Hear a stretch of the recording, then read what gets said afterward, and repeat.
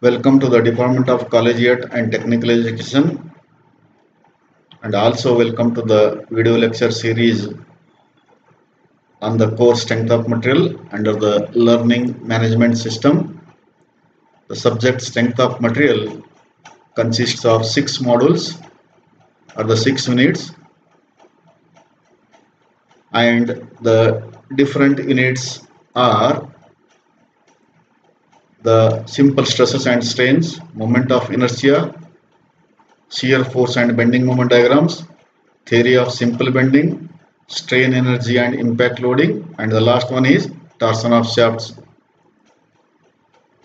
And the content of unit 1 or the chapter 1, that is simple stresses and strains, are so what is the simple stresses and strains definitions, what are the different types of stresses, and what is the elastic limit, what is the plastic limit, and what is elasticity, plasticity, Hooke's law, shear modulus, modulus of elasticity, bulk modulus, Poisson's ratio, temperature stresses, and the stress strain diagram, and the relation between the 3 elastic constants like Young's modulus, bulk modulus, and the shear modulus.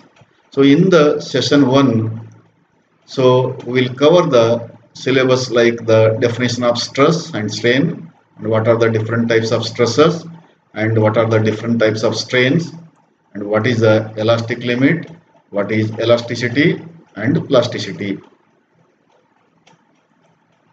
So before going to the actual content of the unit, that is the topic simple stresses and strains, we will have a brief introduction about the subject strength of material. Then what is the strength of material?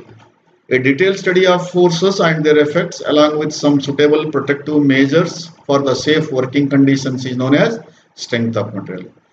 The subject strength of material is also called as mechanics of materials or the mechanics of deformable bodies. Why we call it as the mechanics of deformable bodies? In statics and dynamics, the rigid bodies are taken into consideration, while in strength of material, so the forces are acting onto the deformable body, and due to forces acting on the deformable body, what are the changes which are going to take place in the body is taken into study. So the body which will undergo deformation due to the external forces acting on it is called deformable body. That is, body which will changes its shape and size due to forces acting on it are called as the deformable bodies. So the strength of material is the basic subject of engineering, and that deals with the different types of forces that act on the body and what are their effects. In general, we are going to studying the different types of forces which are acting on the body. They may be a tensile force or compressive force, that may be a shear force, or it may be a twisting moment, or it may be a bending force. And due to these forces, what are the changes which are going to take place in the body are going to be studied in detail. In this subject, we will study the basic concepts of stresses that are induced in a body due to the application of force.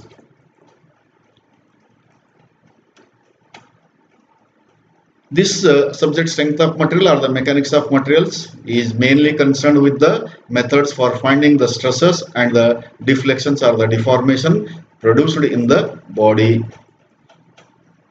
It also provides the means for determining the load carrying capacity, that is known as strength, and the induced deflection or the deformation produced in the body. And the different types of forces. The different type of forces are axial forces, shear forces, bending forces, and torsion. The forces which are acting along the longitudinal axis of the member or the bar are called as the axial forces.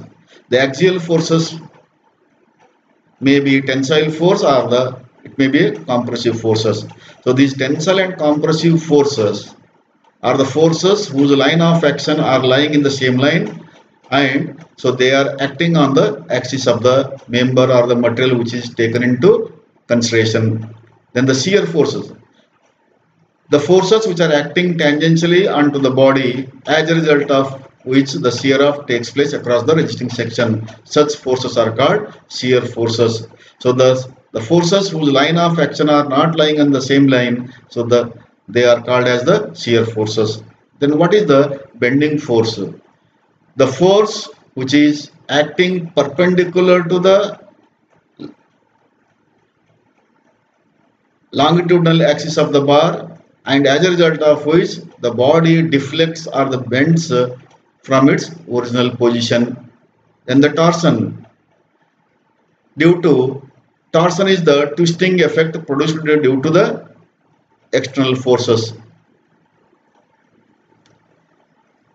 Now we will start the actual content of the syllabus.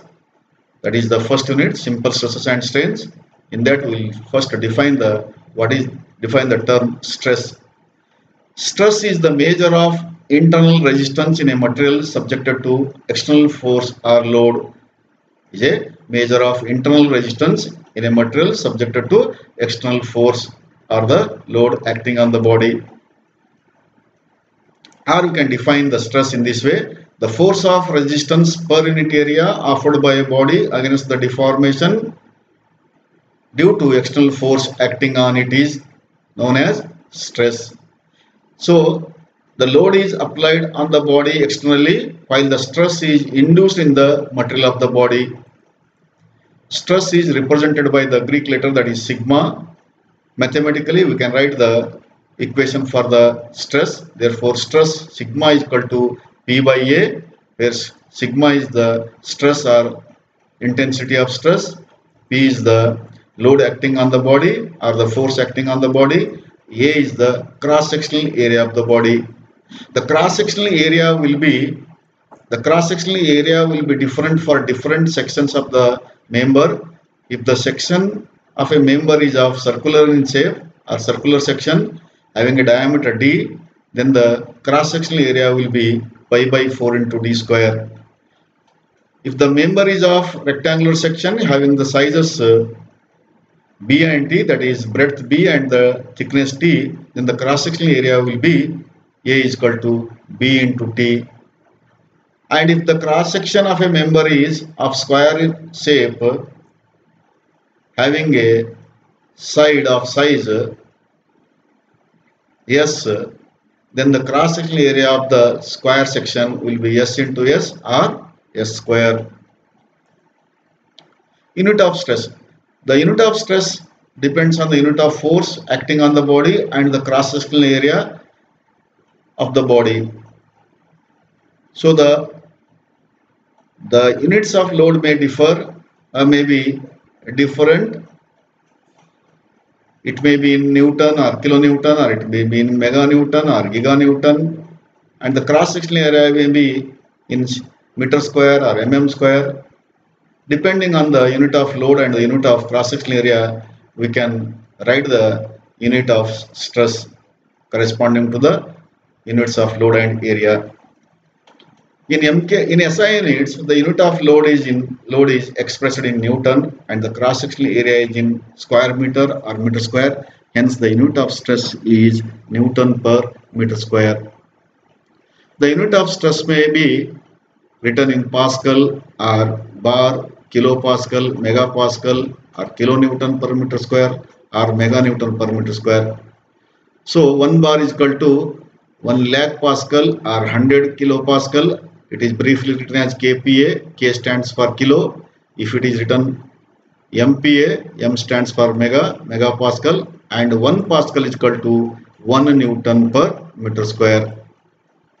Then the second important term in this chapter is strain. It is a measure of deformation produced by the influence of stress. When a body or whenever a member or whenever a component is subjected to a force or a system of forces, then it undergoes a deformation. That deformation per unit length is called the strain. Or we can define the strain in this way also: the ratio of change in dimension of a body to the original dimension of the body. Or you can write the ratio of change in length of the body to the original length of the body. Strain is a dimensionless quantity and it is expressed by a small letter, that is E or epsilon. So therefore strain is equal to change in length by original length and is equal to delta L by L, where delta L is the change in length and L is the original length. Types of stresses. Generally, the stresses are classified into two types. They are normal stress and the shear stress. Normal stress, the stress which acts in a direction perpendicular to the area, is called normal stress. The stress which acts in a direction perpendicular to the cross-sectional area, and they are called as the normal stresses, and it is represented by letter F or the sigma. Normal stress includes tensile stresses and compressive stresses. Then what is the tensile stress? When a body is subjected to two equal and opposite pulls, as a result of which the body tends to increase in its length, then the stress induced in it is called tensile stress. Or you can define tensile stress in this way also: when a body is subject to tensile force, then the stress induced in the body due to tensile force acting on it is called tensile stress. Tensile force is given by the equation sigma is equal to P by A, where sigma is the tensile stress, P is the tensile load acting on the body, and A is the cross-sectional area. Similarly, we can define the compressive stress. When a body is subjected to two equal and opposite pushes, so in case of tensile stress, the body is subjected to two equal and opposite pulls. And here in compressive stress, when a body is subjected to two equal and opposite pushes, as a result of which the body tends to decrease in its length or the body tends to shorten in its length, then the stress induced is called compressive stress. Or you can define the compressive stress in this way also: the stress induced in a body when the body is subjected to compressive force is called compressive stress.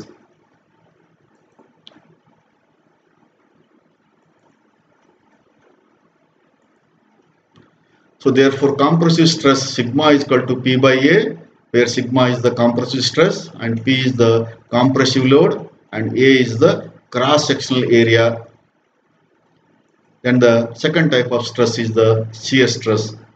When a body is subjected to two equal and opposite forces acting tangentially, as a result of which the body tends to shear off across the section, then the stress induced is known as shear stress. Here the forces acting on the body are not lying in the same line, and their line of action is different, and they are pulling the body in the transverse direction, as a result of which the body tends to shear off across the resisting section. So from this figure, the resisting section is the cross-sectional area of the rivet. So P is the forces, tangential forces, which are acting on the two plates which are overlapped one over the other, and as a result of which, so the rivet may shear off across the resisting section. So in the figure B, the shearing of the parting of the rivets is shown. So the shear stress is represented by the symbol tau, and therefore shear stress is given by the equation. Therefore shear stress is equal to shear force or the tangential force divided by shear area, and the unit of shear stress is also same as that of the tensile stress or the compressive stress or the normal stress. Then what are the different types of strains? depending upon the type of stresses induced in a body, the corresponding strains are produced and are classified as tensile strain, compressive strain, volumetric strain, and shear strain. That means when a body is subject to tensile force, as a result of which the tensile stress is induced and the corresponding tensile strain is produced in the body. When a body is subjected to compressive force, the stresses induced are of compressive stresses and the strain is of compressive strain. So we'll define one by one, that is tensile strain. If there is some increase in length of a body due to external force acting on it, then the ratio of increase in length to the original length of the body is known as tensile strain.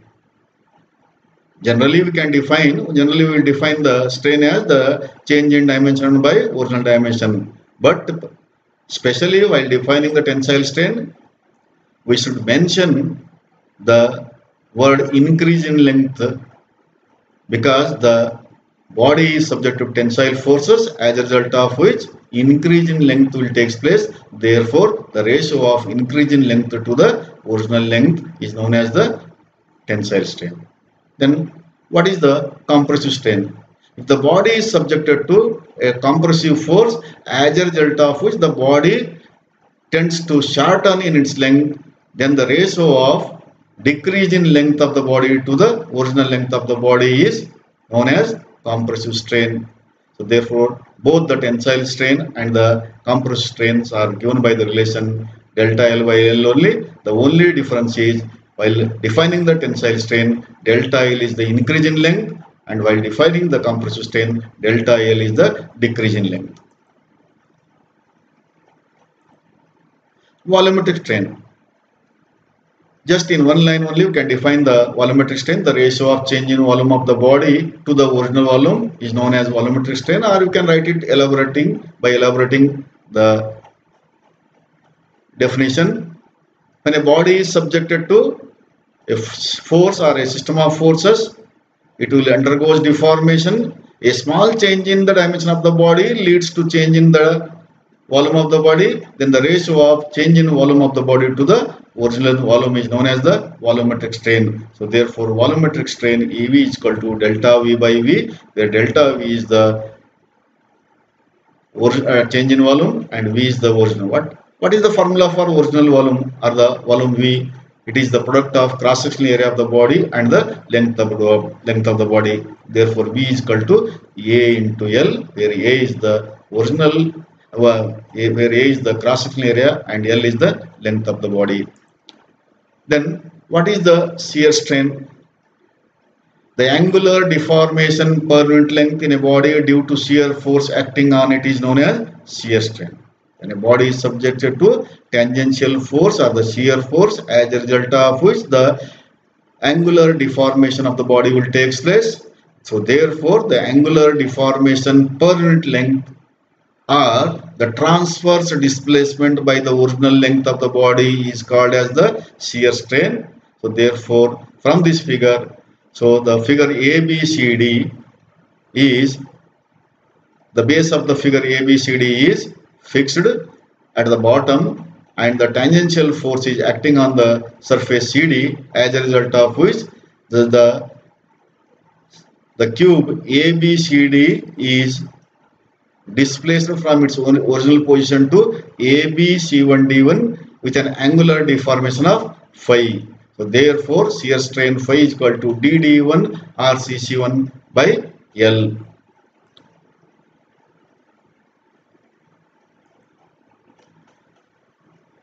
We will define the terms like the elastic limit, elasticity and the plasticity. Whenever a body is subjected to a system of forces or a single force, it undergoes a deformation, and on the removal of the external forces, the body springs back to its original position. So this springing back to its original position is possible only if the deformation caused by the external forces is within a certain limit, and such a limit is called the elastic limit. If the deformation caused by the external forces are beyond the elastic limit, and the body will not be able to recover its original shape and size, and thereby it will reach a permanent deformation, that is the plastic deformation.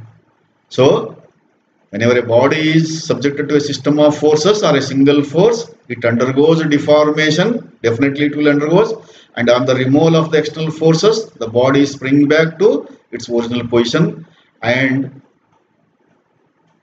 this is possible if the deformation caused by the external forces is within a certain limit, and such a limit is called as elastic limit.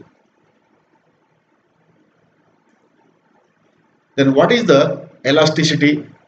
The ability of a material or a body or a member or a component to regain its original dimensions and the shape when external forces are removed is known as the elasticity. And then what is the plasticity? It is a property of a body to maintain its deformed shape and dimensions after removing the external forces is known as the plasticity. So in the plasticity, the permanent deformation will take place, and if the external forces are removed, the body will not be in a position to recover its original shape and size. So therefore the property of a body to maintain its deformed shape and dimensions after removing the external forces is known as plasticity. Multiple choice questions. So the first question is, strain is equal to, as we know, the strain is the ratio of change in length to the original length. So therefore the answer is B. The next question is, the property of a material to regain its original shape and size after the removal of external force is called elasticity.